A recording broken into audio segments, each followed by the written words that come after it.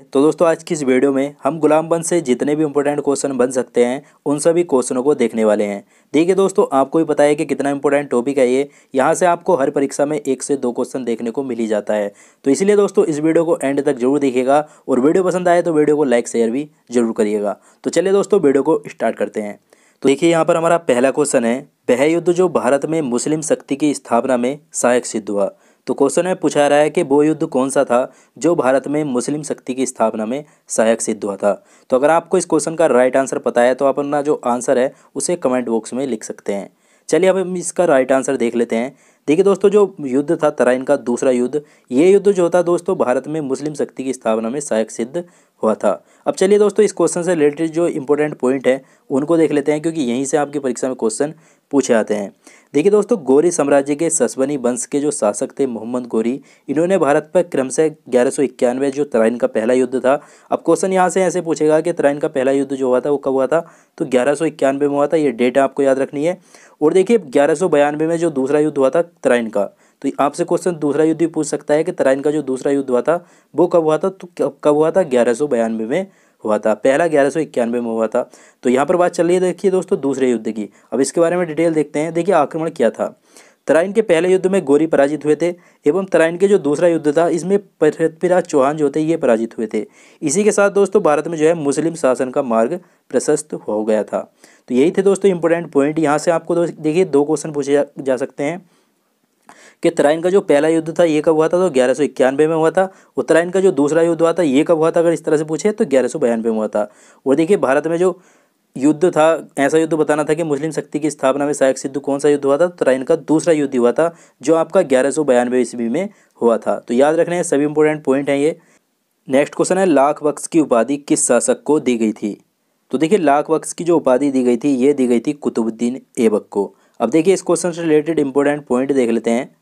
देखिए कुतुबुद्दीन ऐबक को लाख बख्श की उपाधि दी गई थी, जिसका अर्थ क्या है, लाखों में दान देने वाला। ऐबक जो था ये मोहम्मद गौरी का गुलाम था एवं इसने तराइन के द्वितीय युद्ध के पश्चात 1206 में गुलाम वंश की नींव रखी थी। इसे कुरान खान के नाम से भी जाना जाता है। अब यहाँ से दोस्तों इंपॉर्टेंट पॉइंट से आपसे क्वेश्चन क्या क्या पूछे जा सकते हैं। देखिए एक क्वेश्चन तो आपसे ये पूछ सकता है कि ऐबक कौन था, तो कौन था, मोहम्मद गौरी का गुलाम था।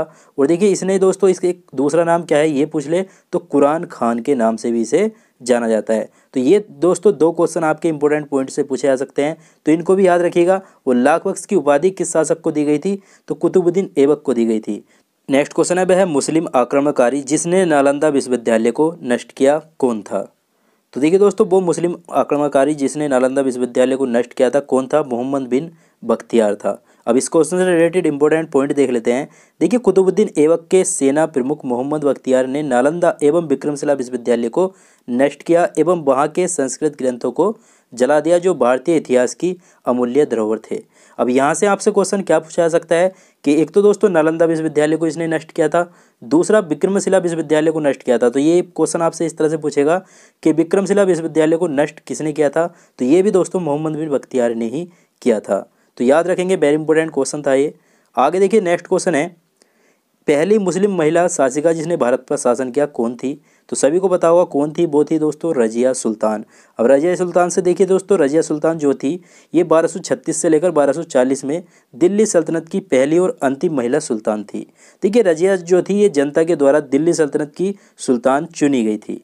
तो याद रखना है, इसका शासनकाल यहाँ से पूछ सकता है कि ये जो है कब से कब तक थी, तो 1236 से 1240 तक 4 साल जो है इनका शासनकाल रहा था। इस क्वेश्चन का जो राइट आंसर ऑप्शन ए होगा हमारा। नेक्स्ट क्वेश्चन है, निम्न में से किस तोमर शासक ने दिल्ली शहर की नींव रखी थी। तो देखिए दोस्तों, दिल्ली शहर की जो नींव रखी गई थी वो रखी गई थी अनंगपाल के द्वारा। अब इंपॉर्टेंट पॉइंट डिस्कस कर लेते हैं।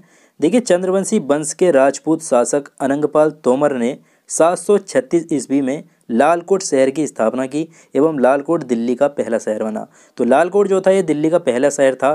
तो इसीलिए दोस्तों जो दिल्ली शहर की जो नींव रखी हुई मानी जाती है वो अनंगपाल के द्वारा मानी जाती है।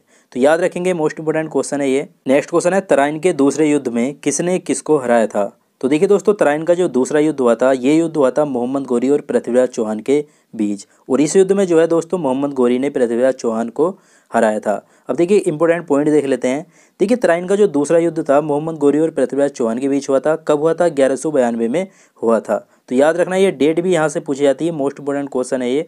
आपसे क्वेश्चन इस तरह से पूछेगा कि तराइन का जो दूसरा युद्ध हुआ था ये कब हुआ था? तो 1192 हुआ था। ये मैंने पहले ही भी बताया है। आगे देखते हैं। नेक्स्ट क्वेश्चन है, मोहम्मद गोरी ने अपने जीते हुए क्षेत्र के प्रशासन के लिए किसे नियुक्त किया था? तो देखिए दोस्तों, मोहम्मद गोरी ने अपने जीते हुए क्षेत्र के प्रशासन के लिए जो नियुक्त किया था, वो नियुक्त किया था कुतुबुद्दीन ऐबक को।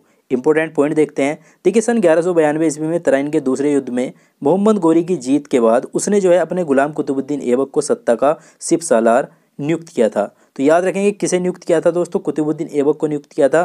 किस पद पर किया था? सिप सालार पद पर किया था। याद रखना है, वेरी इंपॉर्टेंट क्वेश्चन है। देखिए नेक्स्ट है, रजिया सुल्तान पहली महिला जो दिल्ली की गद्दी पर बैठी थी, वह किसकी पुत्री थी? तो किसकी पुत्री थी? इल्तुतमिश की जो है पुत्री थी रजिया सुल्तान। नेक्स्ट क्वेश्चन है, इल्तुतमिश ने कहाँ शिक्षा का केंद्र स्थापित किया था? तो देखिए इल्तुतमिश ने शिक्षा का जो केंद्र स्थापित किया था वो क्या था? दिल्ली में। अब इम्पोर्टेंट पॉइंट देख लेते हैं।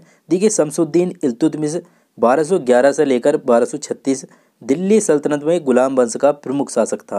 और देखिए इनके द्वारा ही दिल्ली सल्तनत की नींव मजबूत हुई थी। तो याद रखना है, वेरी इंपॉर्टेंट पॉइंट है ये। और क्वेश्चन भी वेरी इंपॉर्टेंट है। इल्तुतमिश ने कहाँ शिक्षा का केंद्र स्थापित किया था? दिल्ली में किया था। और शासनकाल पूछा है तो 1211 से लेकर 1236 तक ये दोस्तों गुलाम वंश का प्रमुख शासक रहा था। देखिए नेक्स्ट क्वेश्चन है, दिल्ली सल्तनत का वास्तविक संस्थापक किसे माना जाता है? तो देखिए दिल्ली सल्तनत का जो वास्तविक संस्थापक माना जाता है वो भी दोस्तों इल्तुतमिश को ही माना जाता है। याद रखना है। नेक्स्ट क्वेश्चन है, किस युद्ध में मोहम्मद गोरी के लिए दिल्ली प्रशासन का मार्ग प्रशस्त किया? तो देखिए दोस्तों, तराइन का जो दूसरा युद्ध था 1192 में हुआ था। इस युद्ध के बाद जो है मोहम्मद गोरी के लिए दिल्ली का प्रशासन मार्ग जो है प्रशस्त हो गया था। तो ये दोस्तों पहले भी पूछा गया है, पहले भी क्वेश्चन मैंने बताया है। तो वेरी इंपॉर्टेंट क्वेश्चन है, इसलिए दोस्तों क्वेश्चन आपको घुमा फिरा के पूछा जा सकता है। तो तराइन का दूसरा युद्ध कब हुआ था? 1192 में हुआ था। और इसी युद्ध के बाद जो है दिल्ली में दोस्तों मोहम्मद गोरी का प्रशासन का जो मार्ग था वो प्रशस्त हुआ था। तो याद रखना है।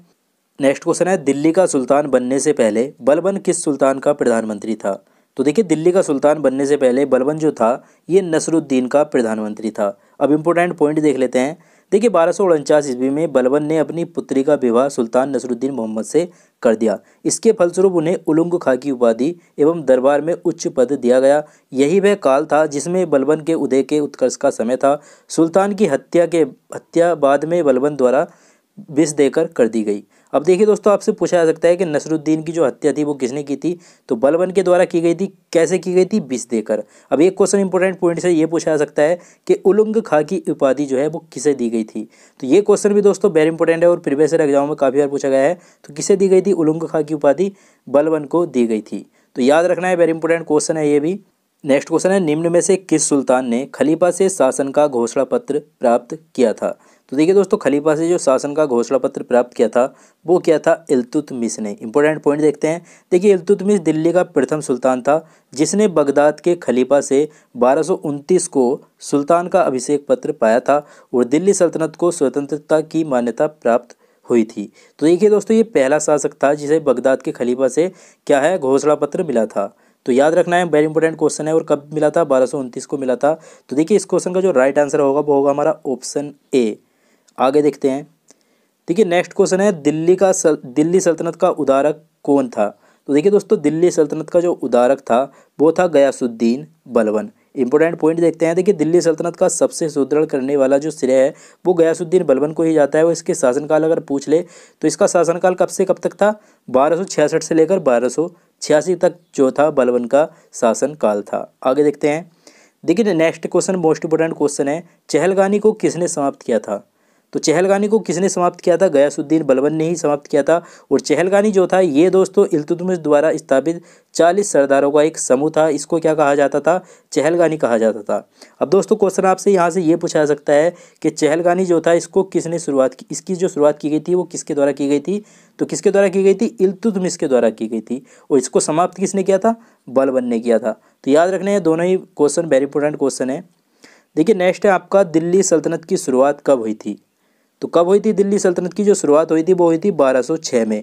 देखिए दिल्ली सल्तनत की शुरुआत 1206 ईस्वी में हुई थी एवं पानीपत के पहले युद्ध जो आपका 1526 में हुआ था बाबर की जीत के साथ ही दिल्ली सल्तनत का अंत हो गया था। और इसकी जो नींव रखी गई थी वो किसके द्वारा रखी गई थी? कुतुबुद्दीन ऐबक के द्वारा रखी गई थी। तो याद रखना है, सही पॉइंट इंपॉर्टेंट थे और ये क्वेश्चन भी दोस्तों मोस्ट इंपॉर्टेंट क्वेश्चन है।